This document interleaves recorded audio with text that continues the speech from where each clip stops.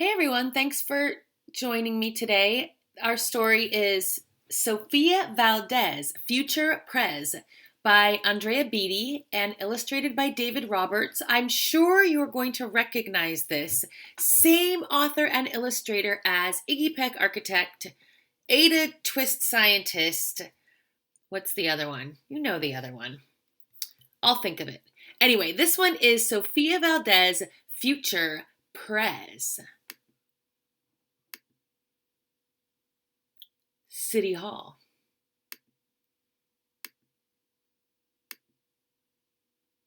Sofia was a baby who got things done, helping her family before she turned one.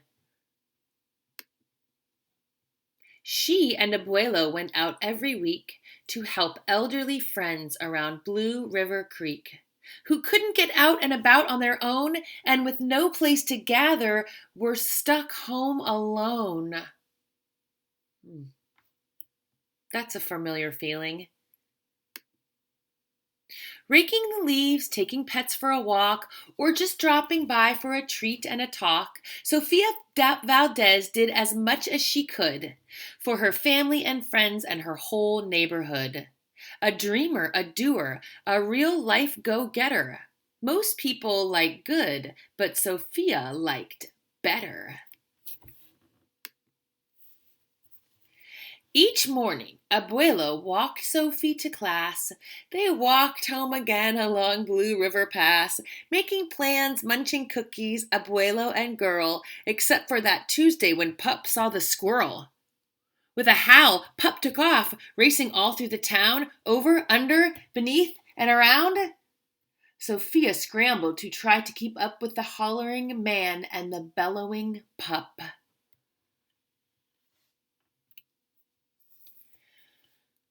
Up the squirrel ran to the top of a hill made of leftover junk for the local landfill. They reached the top tier of that mountain of trash, which jiggled and broke with an ear-splitting crash. All right, that squirrel and the dog are pretty cute. Down they all tumbled and hit with a thud on a moldy old pumpkin surrounded by mud. Ouch, cried Abuelo. He struggled to stand. A dangerous mess, he said, grasping her hand. The next day, Sofia walked to school solo. But it wasn't the same without her Abuelo.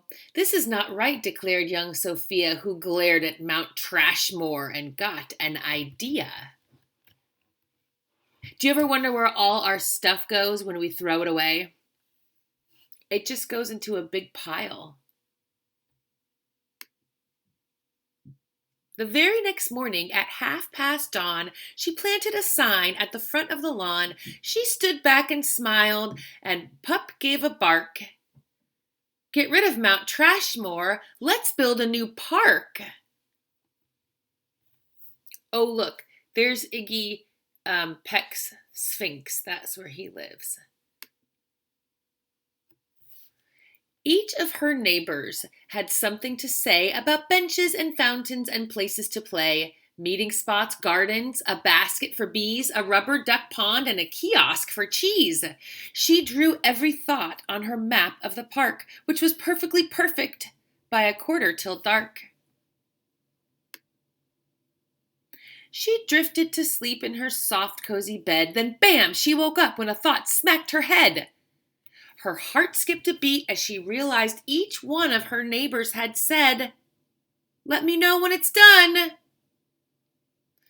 They all thought Sofia could build it alone, but how could one girl do so much on her own? The weight of that thought made her tender heart ache as night thunder growled and she lay wide awake. Then dawn brought a storm and the gloomy sky wept, and the heart-sick Sofia finally slept. Abuelo baked cookie. Hold on, I want to look at the posters in her room. Sade, I love Sade. That's a wonderful singer. And Frida Kahlo. Abuelo baked cookies when Sophie got up. He gave her a bagful and sneaked one to Pup. He blinked back a tear as he hugged his Sophia. For courage, he whispered. Te amo, mi vida.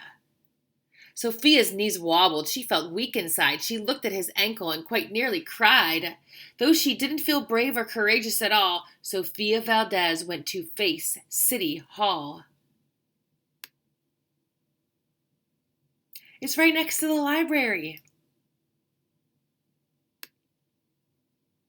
The mayor's office sent her to room 401, the Blue River Creek Department of Fun, which sent her downstairs to room 302, the office of duck ponds and cool things to do, to the office of monkeys, the Department of Cheese, the Division of Fountains and Meetings and Bees, then down to the basement so musty and cramped, where all of the town's papers were sorted and stamped, and that's when the clerk said what no one else did. You can't build a park. You're only a kid. The words smacked Sophia deep down in her heart. Her plan was kiboshed before it could start. I think, said Sophia, I think that law is wrong. But her second grade voice didn't sound very strong.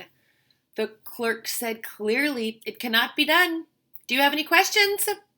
Sophia said, one. If you were me and I was you, and he was your grandpa, what would you do? Well, said the clerk. Then she said nothing at all. She thought and she thought. Then she sent out a call to every employee throughout City Hall. The entire government of Blue River Creek crammed into the office to hear Sophie speak. But her words jumbled up and her cheeks turned bright red as a dozen emotions rushed into her head. Her heart beat so loudly she thought it would crack. The crowd leaned in closer. Sophia leaned back. Then her arm brushed the edge of the old cookie sack.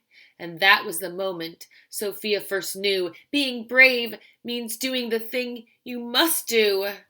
Though your heart cracks with fear, though you're just in grade 2. She took a deep breath, looked the mayor in the eye, and though her knees wobbled, she held her head high. Sophia started talking. She spelled out her plan and why it all mattered and how it began. And once she got rolling, she had lots to say about meeting spots, monkeys, and places to play, and other things they could do, other ideas for things they could do to help the town elders and other folks too. She had thoughts on the library, thoughts on the zoo, and perhaps a way to combine the two, and... All right, cried the mayor, go start a petition. If the town wants a new park, we'll form a commission. Let's build a park for everyone. Sign our petition, please. And so young Sophia got right to work with some help from her family and Pup and the clerk. Then others joined in, not all, but a few, like Miss Lila Greer and the kids in grade 2. Oh, right, so here's Iggy Peck, architect. Here's Ada Twist, scientist. Here's Rosie Revere, engineer. That's her name, I knew I would remember. And where's Sofia Valdez? She's right here in the blue dress. All right, what are they going to do next? The kids joined her. There were hearings and surveys and taxes to figure, then bulldozers, cranes, and a big blue digger. They all built that park. That's how it got done, with the hard work of, by, and for everyone. But it began with the dream of one person, just one, who laced up her shoes and then led the way to help Blue River Creek get a new place to play. Now every evening till long after dark, the town comes together at Citizens Park. They all hold this truth to be self-evident, that Sofia Valdez could grow up to be president. Until then, Sophia, that real-life go-getter, helps Blue River Creek get better and better. Hey, Sophia, we could use you. A lot of Sunnysiders. We could use you. We need some good, strong leadership. So thanks, Sophia. Oh, I love this picture at the end. It's called Citizens Park, and they're painting it rainbow. Thanks for joining me for this rather long, but also lovely story. Bye.